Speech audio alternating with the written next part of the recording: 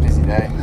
Smashing up Doughnut. How long are you in Melbourne for? Till tomorrow afternoon. Okay. Yeah. So how's it going now that you're going to be solo for a while? Oh yeah, no man, it's going to be...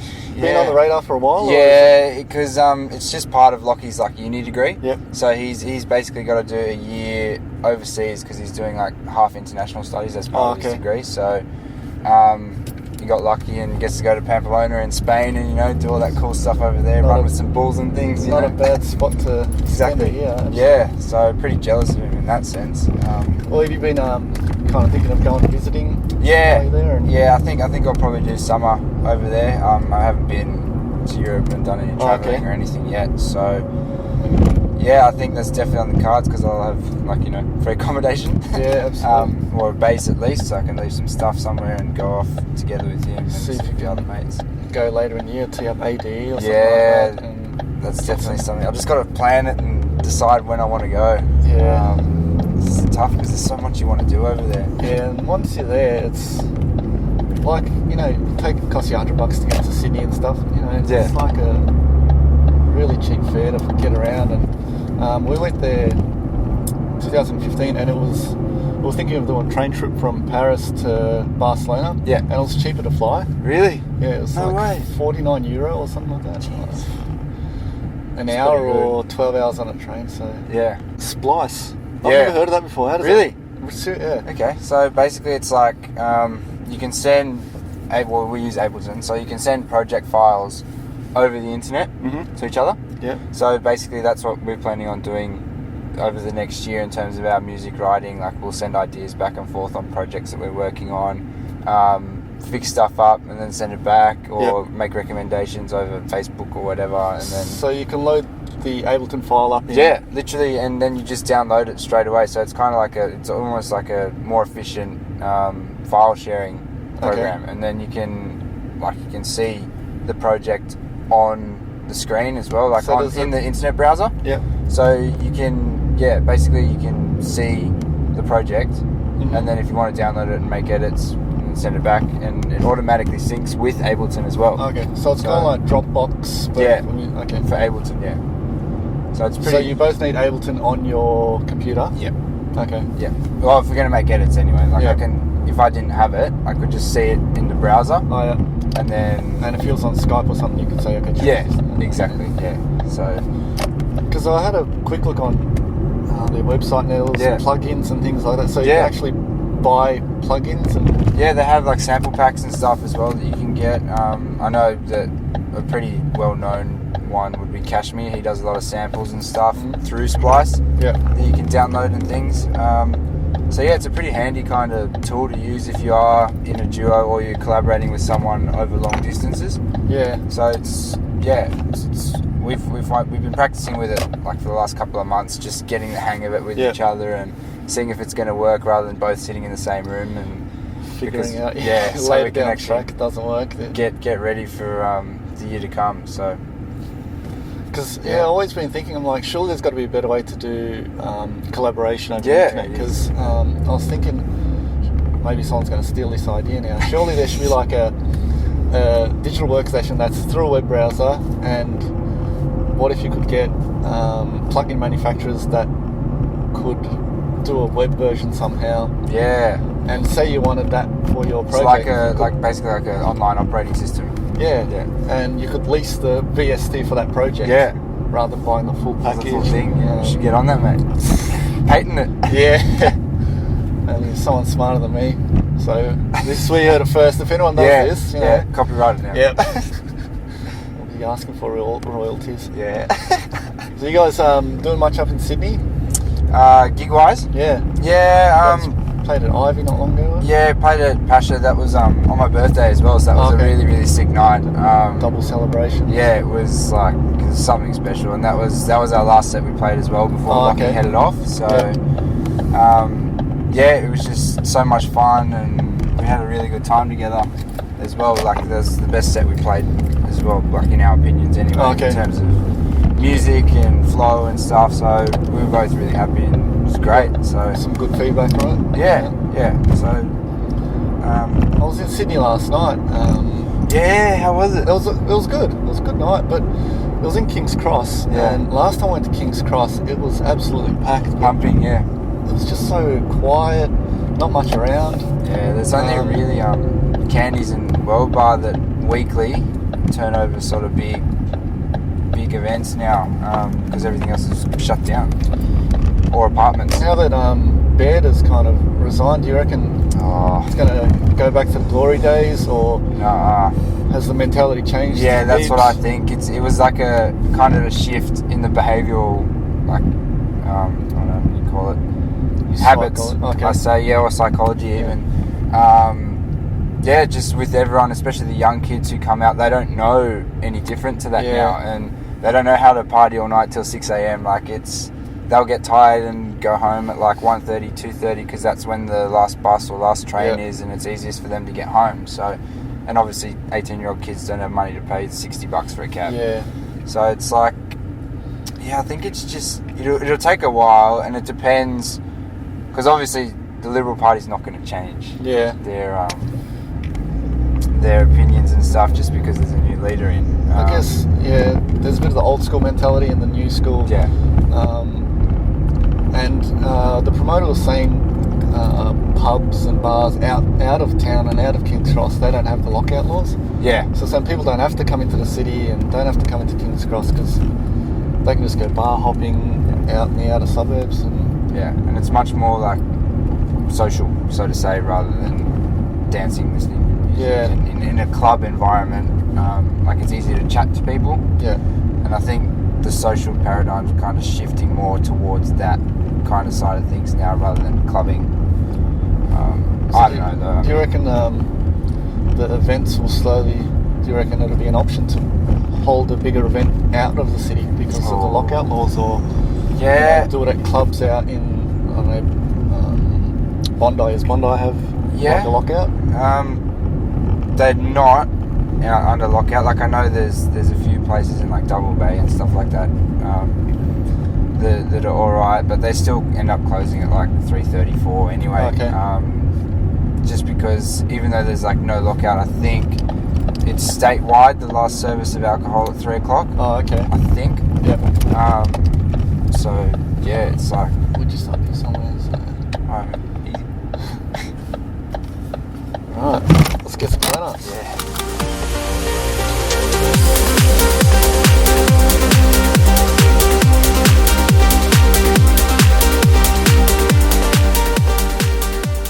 That's one of the hard things about DJing, I think, trying to get in contact with everyone, and you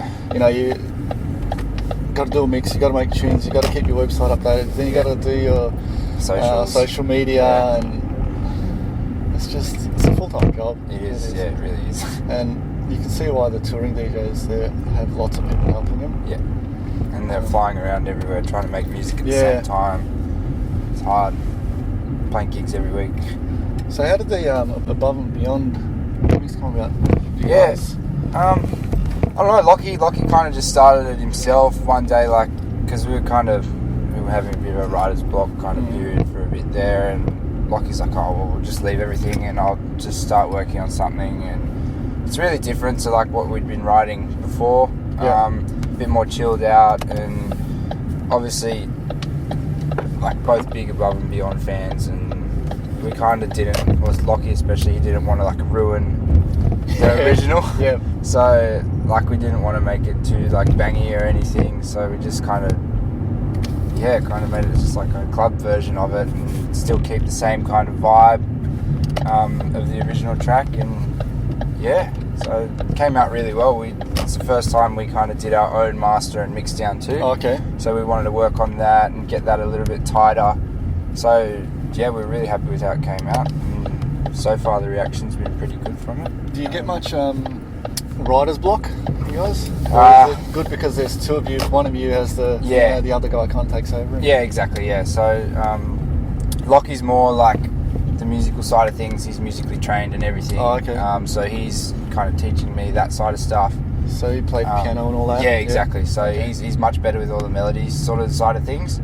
Yeah, it's kind of hard for us if he gets stuck. Like, I can help to a certain extent, like play around with stuff that he's already done, but I'm Yeah. not at the stage myself personally where I can just go in and like write a new melody. I can do structural things and edit tracks and so, like sounds and stuff like that, but I'm not quite there musically yet. Yeah. So just kind of working on that at the moment as well. For me personally, I think that the beauty, or I don't know if it's a good thing or a bad thing, you don't need to be so much musically trained as well. Yeah. Like I remember I went to this. It was like this producing. What do I call it? A conference or seminar type thing. And there was this guy showing us Ableton, and he just goes, "Okay, I'm going to record the MIDI now." Recorded some notes. Yeah. And there was stuff out of key, and then he did something and it just fixed everything up, put it all into key and fixed everything. Yeah. I don't know how he did it or what it was. Just like a little shortcut or something. Yeah. It was some sort of a fix thing. I was like, what the hell? I know you can do like a snap to grid kind of thing. Yeah. That snaps everything in, but I don't know, like puts everything in the right key. Yeah. It's pretty hectic. I was like, far out. Where's this thing been? Yeah. Hopefully Just make life so much easier. Yeah. Just cheat the system. Yeah. Because everything by ear for me. I'm like, okay, Yeah. either sounds good or bad. Exactly, that's it. Does And it then sound if good? it sounds, Yeah, alright. yeah, and if it sounds good as well, like you generally know it's going to be in key most of the time. Do you ever go back the next day and think, what the hell is this? Yeah. They're the worst moments, huh? They're good and bad because like it kind of shows how your brain was thinking in your thought process, and then you can see where you went wrong and then fix it, Yeah. or just learn from it and start again. Like if it's like a melody or something like that. Try not to make the same mistake, huh? Yeah. Learning from your mistakes. Yeah, that's it. Like there's always positives to take out of negatives, I reckon. Anyway, you can always put a spin on something and turn it into a good thing. So how's it working with Lucky? Do you guys ever have any disagreements? Who's the boss? There isn't really kind of boss. Like we've been mates for like 10 years. Yeah. We met each other like through swimming. We both used to swim competitively and we used to train together, went to school together, literally did everything together. So you guys might be Olympians before you come superstar DJs? Nah, although you're on your way. that ship sailed, unfortunately for both of us, the Olympics. So but we don't really, like, yes, okay, everyone has their disagreements and different points of views, but we don't really have any sort of an argument, fights, so to speak, just because we know each other literally like brothers, and we know how we work, what our goals are. We share the same goals, and it's just like we're working towards it. So yeah, it's the dynamics amazing. It's probably going to be a bit difficult for you now, not having your right hand man. Yeah, exactly. Like it's like I said the other day when we were talking about him leaving. I've seen him literally every week, at least once a week for the last 10 years of my life. Oh, okay. So it's like a family member. Yeah, and it's not seeing him for a whole year. Well, and obviously if I go to Europe I'll see him, but it's just going to be like, it's hard. And with the time difference as well, you probably only get to chat. Or do you reckon you're trying to make, like, there'll be more of an effort to actually make the time to get Skype things done? And stuff, yeah, definitely. Once he settles in and everything and gets himself sorted, it's definitely gonna. I'm definitely gonna be putting in the effort because we have goals and we want to achieve them, and we've both decided that this isn't gonna sort of get in the way, so to speak, of what we want to achieve together. So, and with the internet now, it's just it's not difficult at all. Yeah. You just got to want to put the effort in yourself to... So what are your goals for 2017? I mean, do you have like... 2017. I saw you guys had a top 10 Beatport. Yeah, that was really good. That was like, I haven't got that yet, so fingers crossed. That's my goal for 2017. I don't even know how that happened, to be honest. Like, it was... it must have the fan base out there. Yeah, but it was a really good track, you know? Really strange. Like, it was like we'd released it a couple of months earlier, and it kind of entered really late. So, I mean...